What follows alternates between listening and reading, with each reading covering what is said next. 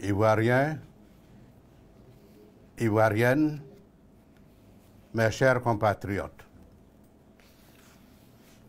dans la marche des grandes nations, il y a des moments difficiles, comme ceux que nous vivons encore ces derniers temps.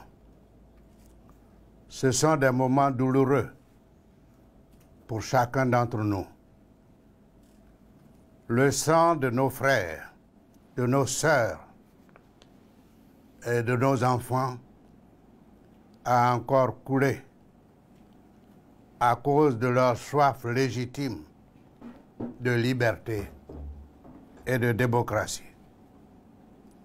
Le sang a encore coulé par amour de notre patrie.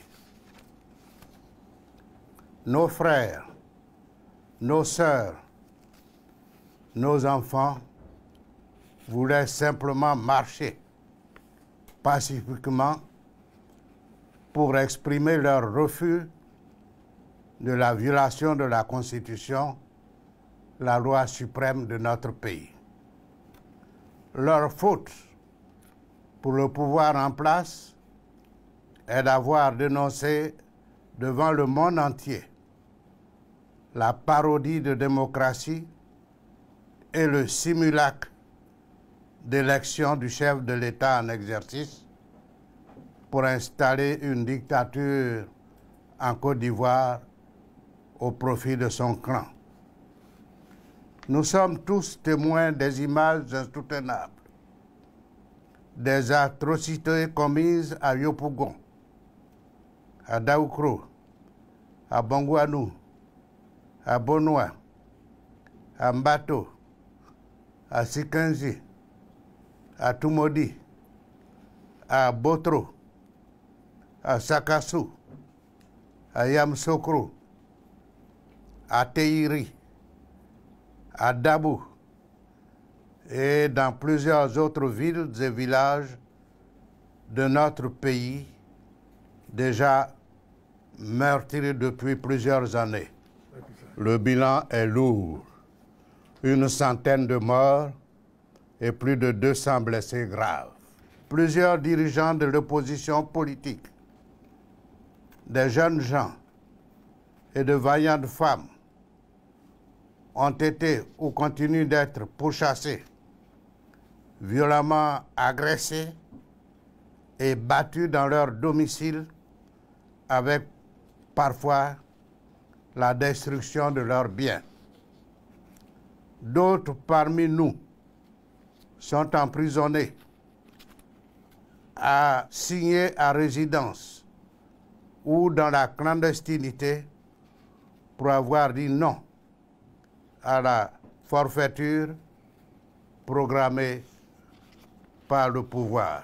Je veux, en notre nom à tous, rendre l'hommage de la nation à tous ces jeunes, braves femmes et hommes, sauvagement abattus dans leur fleur de l'âge ou torturés par des milices armées soutenues par certains éléments des forces de l'ordre à la solde du pouvoir. Je voudrais plus particulièrement rendre hommage aux jeunes Nguessan Kofi Toussaint, décapité à Daoukro, aux jeunes Kishi Morel, tué par balle à Bonoua, à la famille Kwame, dont 4 membres ont été brûlés vifs dans leur maison à Tumodi. Pour ne citer que ceux-là, les démocrates ivoiriens n'oublient pas leurs martyrs. Ensemble, nous saurons le moment venu leur traduire la reconnaissance marqué de la patrie. J'apporte également mon soutien à tous ceux et celles qui sont privés de leur liberté individuelle sans la moindre procédure juridique élémentaire. Je renouvelle mon engagement à continuer à interpeller le chef de l'État, les organisations nationales et internationales des droits de l'homme pour leur libération sans condition. Chers compatriotes, que n'ai-je pas dit ou pas fait pour éviter aujourd'hui que notre pays se retrouve encore dans l'impasse, au bord d'une implosion dont les graves conséquences sont préjudiciables à chacun d'entre nous ainsi qu'à nos enfants. Ma qualité d'ancien président de la République, de doyen d'âge, de père de famille, m'imposait de tout mettre en œuvre pour éviter la catastrophe à notre pays. Je peux vous assurer devant Dieu d'avoir tout essayé depuis plus de 2 ans pour interpeller le chef de l'État, l'appeler directement à plus de transparence dans la préparation des élections. Rien n'y a fait. Le chef de l'État refusait le dialogue, même par personne interposée, pour avoir fait clairement le choix de diviser le PDCI et tous les partis politiques de l'opposition pour mieux organiser son projet de se maintenir au pouvoir coûte que coûte. Le régime en place avait savamment préparé et programmé un plan d'instauration d'une dictature en Côte d'Ivoire. En témoigne une volonté manifeste de n'engager aucun processus de réconciliation vrai, malgré les importantes et pertinentes propositions de la CDVR. Les fraudes organisées ainsi que les violences perpétrées à l'issue des élections municipales et régionales de la fin de l'année 2018. Le débauchage des députés et des sénateurs de l'opposition pour bâillonner l'expression démocratique à l'Assemblée nationale et au Sénat. L'arrestation et l'emprisonnement arbitraire des députés de l'opposition et des leaders d'opposition, de responsables d'associations de la société civile. Le limogeage de nombre de cadres sans motif valable. La confiscation des médias d'État.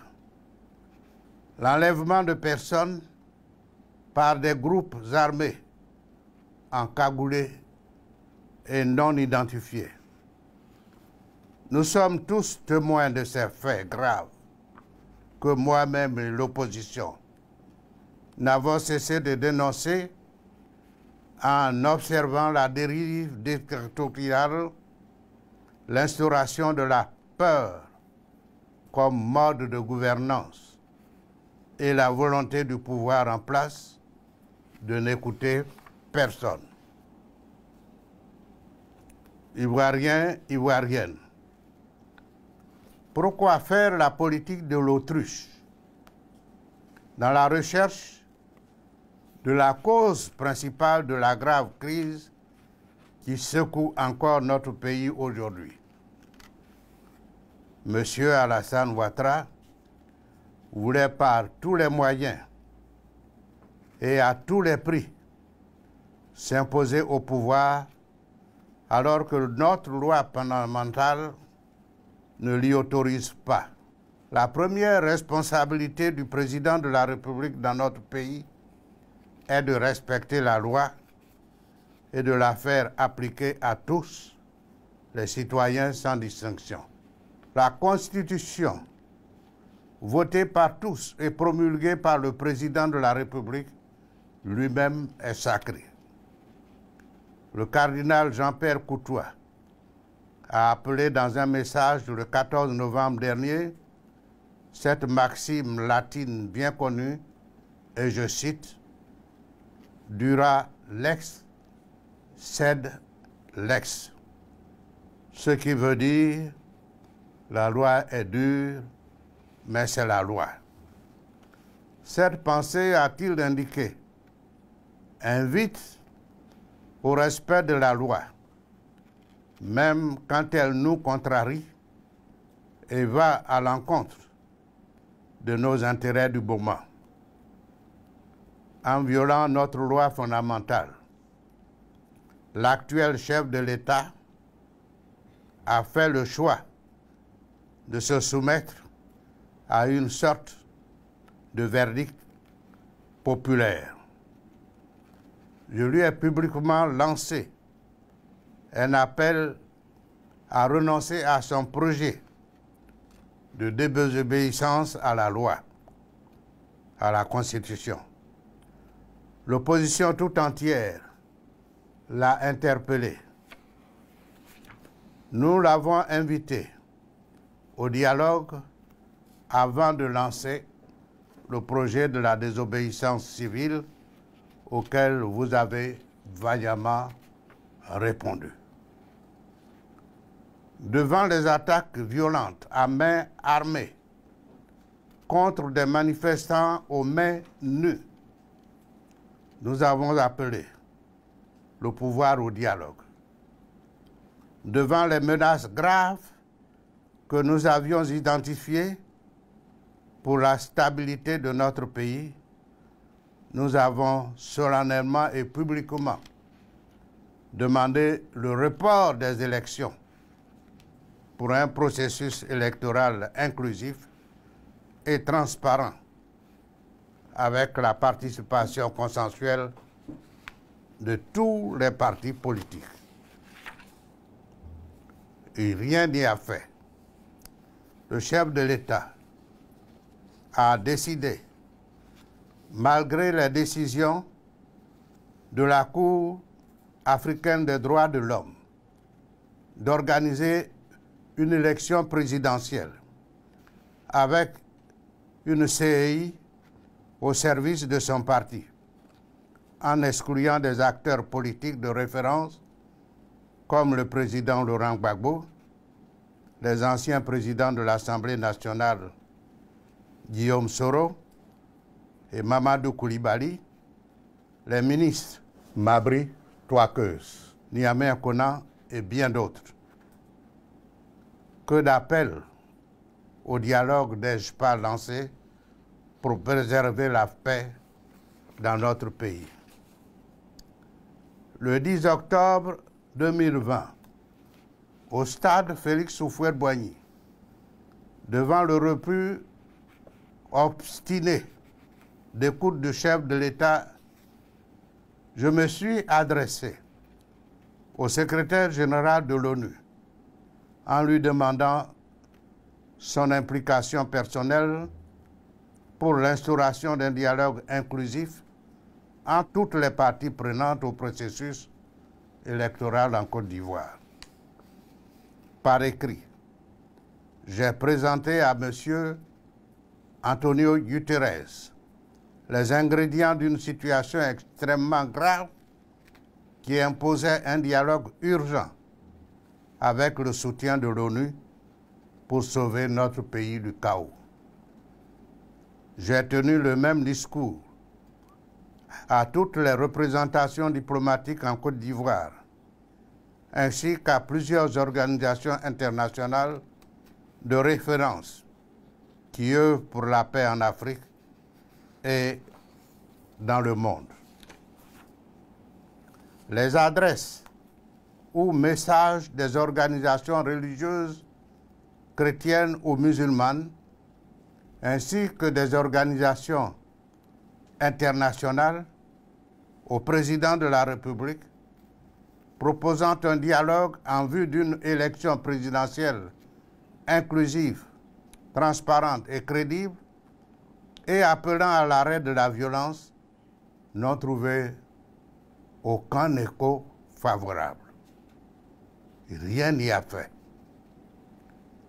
Le 31 octobre 2020, dans des conditions calamiteuses et avec la complicité d'un système électoral à sa solde, le chef de l'État en exercice s'est soumis contre vents et marées à la décision du peuple quant à son choix de briguer un troisième mandat illégal par un soi-disant devoir, mais en réalité au service d'un clan. Après que moins de 20% d'électeurs seulement aient retiré leur carte d'électeur, le taux réel de participation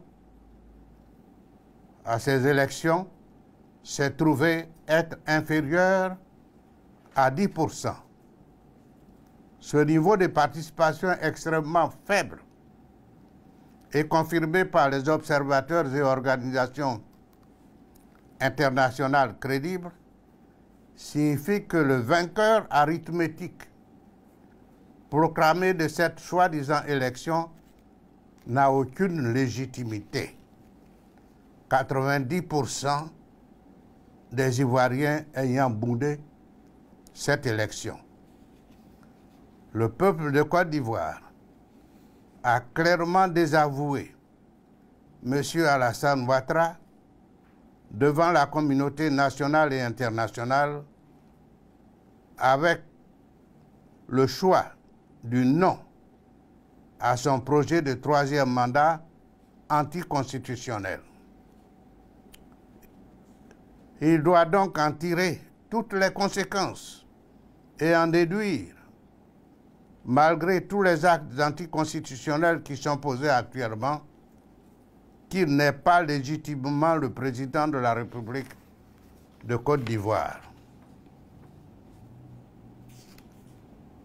Mes chers compatriotes, indéniablement, nous sortons de cette épreuve avec les valeurs fondamentales de notre nation que sont l'unité et la fraternité sérieusement fragilisées. La plupart de nos compatriotes ont perdu tous leurs repères et sont inquiets. Les amis de la Côte d'Ivoire sont inquiets. Les organisations des droits de l'homme sont inquiètes et ne cessent d'appeler à la retenue pour protéger les vies humaines. Elles nous appellent tous au sens de la responsabilité devant l'histoire. Que devons-nous donc faire face à cette nouvelle situation critique pour l'avenir de notre nation? Faire comme certains de nos compatriotes et de leur soutien bien embarrassé. Justifier l'injustifiable en engageant la Côte d'Ivoire dans la voie d'un coup de force par la violation flagrante de la Constitution sous prétexte d'un cas de force majeure non prévu par la loi fondamentale. Ou bien enfermer notre pays dans la voie de la propension à la violence, à la confiscation des libertés ou de la répression permanente pour le replonger davantage dans un état plus grave que celui de la fin des élections présidentielles de 2010. Ou plutôt, prendre individuellement, collectivement, la décision de renoncer à la fatalité, de reprendre le chemin d'un État de droit.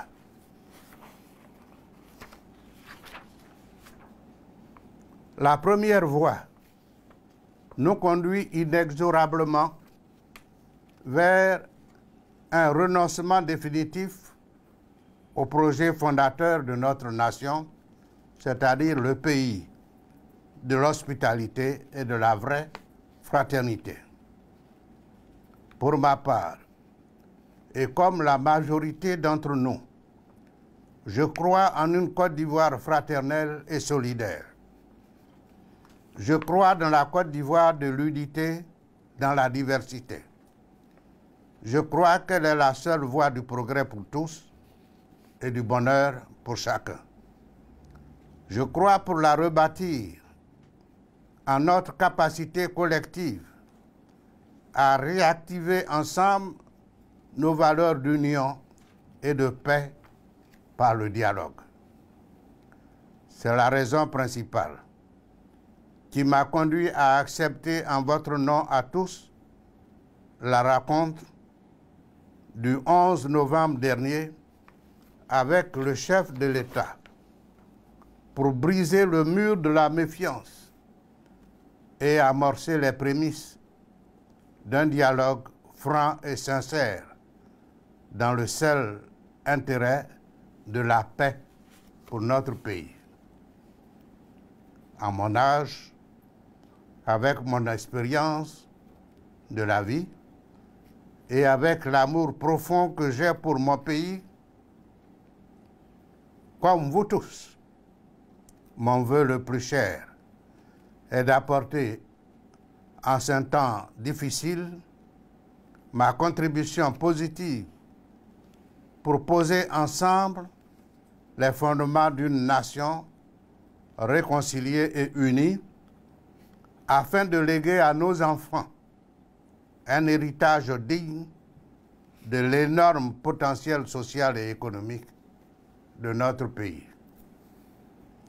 Dans ce sens, je saisis encore l'occasion d'exprimer ma gratitude à Madame Michelle Bachelet, haute commissaire des droits de l'homme auprès des Nations Unies, pour son ferme engagement dans la situation actuelle de notre pays. J'insiste auprès d'elle et lui renouvelle ma confiance pour la libération immédiate de toutes les personnes injustement incarcérées en résidence surveillée ou forcées à l'exil. D'autre part, je propose dès maintenant et urgemment, en accord avec toute l'opposition, l'organisation d'un dialogue national en lieu et place du tête-à-tête Bédié-Ouattara, car l'enjeu en cause, c'est celui de la Côte d'Ivoire rassemblée. Ce nouveau cadre de dialogue, qui verra la participation de toutes les forces vives de la nation et qui sera encadré sur le territoire ivoirien par des organisations internationales crédibles, spécialisées en la matière, dont l'ONU, ou tout simplement par des personnalités indépendantes choisies parmi nous. Ce cadre remplace évidemment le Conseil national de transition que l'opposition ivoirienne avait initialement proposé. Je m'impliquerai avec force et amour et avec tous dans la préparation et la mise en œuvre de cet important cadre pour la recherche de solutions pour une paix durable dans notre pays. Les questions clés à aborder ensemble par ce dialogue porteront notamment sur l'élaboration d'une constitution consensuelle qui garantira une stabilité démocratique avec des institutions fortes. La mise en œuvre d'un véritable processus de réconciliation qui prendra en compte le retour des exilés et la libération des prisonniers politiques et militaires. L'indemnisation conséquente des victimes de leurs familles respectives. La réforme de la commission électorale indépendante. La réorganisation des élections, notamment présidentielles. Élections présidentielles transparentes, crédibles, inclusives, dans un climat apaisé. Et également le report des élections législatives. Le rétablissement de la confiance entre les Ivoiriens et les amis de la Côte d'Ivoire en assurant la bonne gouvernance économique, politique et administrative. Le retour de l'état de droit dans le respect des libertés fondamentales de tous les citoyens et de la loi en assurant le maintien de l'ordre sans bavure. Avec vous tous, j'ai la conviction profonde que nous pouvons y arriver. Oui, nous pouvons transformer notre pays pour en refaire demain une nation fraternelle, démocratique et prospère qui rayonne en Afrique et dans le monde. Je vous demande de me faire confiance. En conséquence, avec cette main tendue pour la paix et afin de donner toutes les chances à la réalisation de notre rêve commun, la lutte privilégiera désormais les marches et toutes les autres formes démocratiques de la résistance et de la contestation propre à une opposition responsable et constructive.